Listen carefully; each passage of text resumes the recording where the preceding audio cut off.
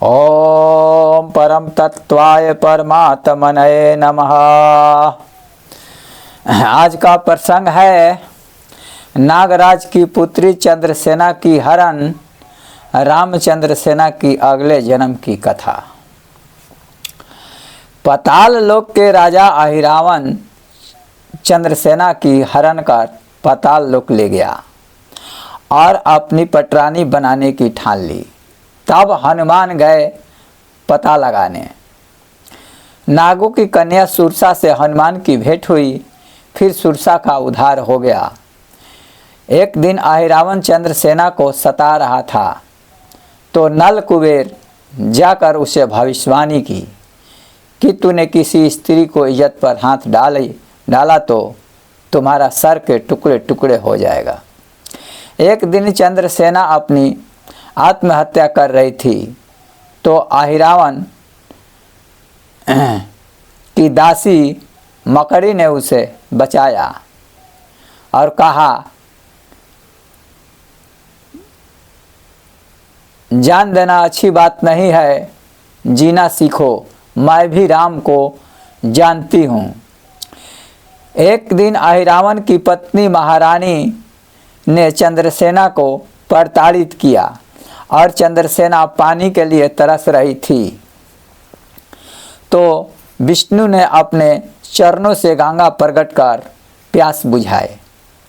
फिर चंद्रसेना ने उनकी पूजा की। मायापति की लीला से अहिरावण आया तो मूर्ति अहिरावण की मूर्ति हो गई और अहिरावण देख खुश हुआ। एक दिन महिदानव विभीषण के रूप धारण कर राम लक्ष्मण को पाताल ले गया। माँ कामाख्या देवी को बलि देने के लिए वहाँ मकरध्वज और हनुमान में युद्ध हुआ। वहीं पर मकरध्वज की माँ मकड़ी आई और हनुमान से अपने पुत्र के बारे में बताई। फिर हनुमान को फूल के थाल में कामाख्या मंदिर ले गई। फूल से निकल हनुमान कामाख्या के स्थान पर गए और देवी के रूप में मकड़ी भी वहीं गई और देवी की आवाज़ में बोली, पातालवासियों, राम लक्ष्मण के बलि से मेरा पेट नहीं भरेगा। फल, दूध, मिठाई, दही लाओ, मेरी आज्ञा पूरा करो, जल्दी करो, नहीं तो पातालवासियों सबको मैं खा जाऊंगी। महिरावण अहिरावण दोनों डर गए और डर करके अपने संतरियों को बोले कि जाओ सब लेकर के आओ, और राम लक्ष्मण को छोड़कर मंदिर के कपाट बंद करने के आदेश देवी ने दिया। तब दोनों डर कर भाग गए और मंदिर के कपाट बंद कर दिए। देवी ने कहा कि जो भी भोजन है वो सब मंदिर के ऊपरी तल से गिराओ और जो देखने का प्रयत्न करेगा वो अंधा हो जाएगा। ये डर अहिरावण महिरावण दोनों को सताने लगा। मंदिर का कपाट बंद करके दोनों वहाँ से बाहर चले आए।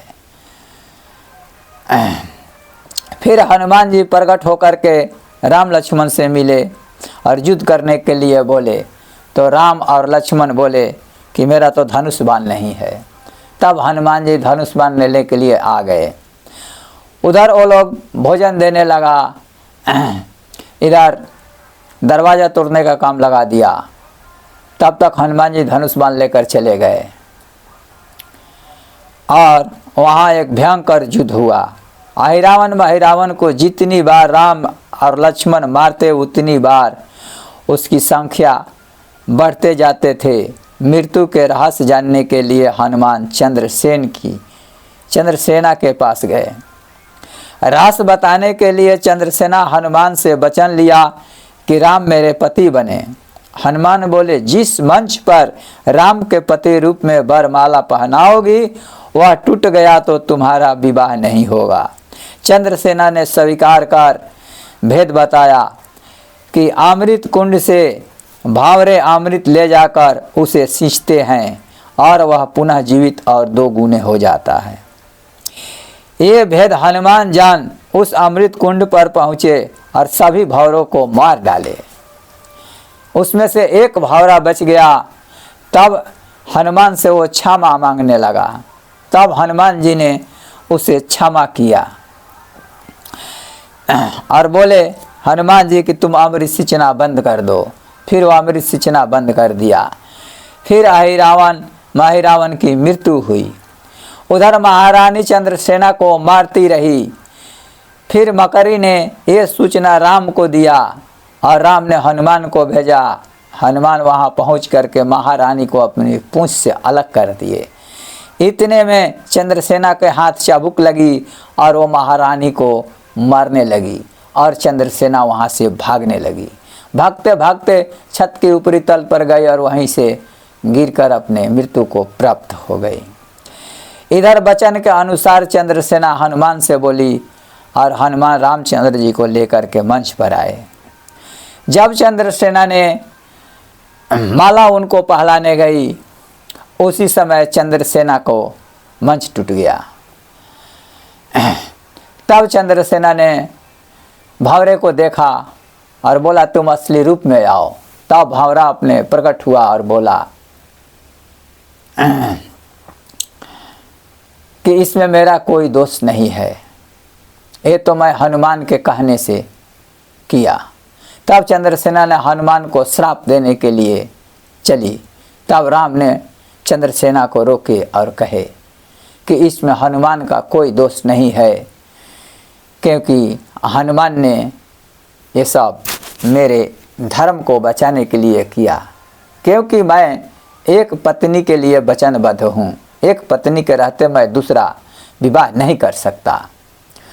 तब चंद्रसेना ने कही कि प्रभु मेरा वचन का क्या होगा। तब वहाँ रामचंद्र जी बोले कि हे चंद्रसेना, द्वापर युग में तुम सत्यभामा बनोगी और मैं कृष्ण बनूंगा।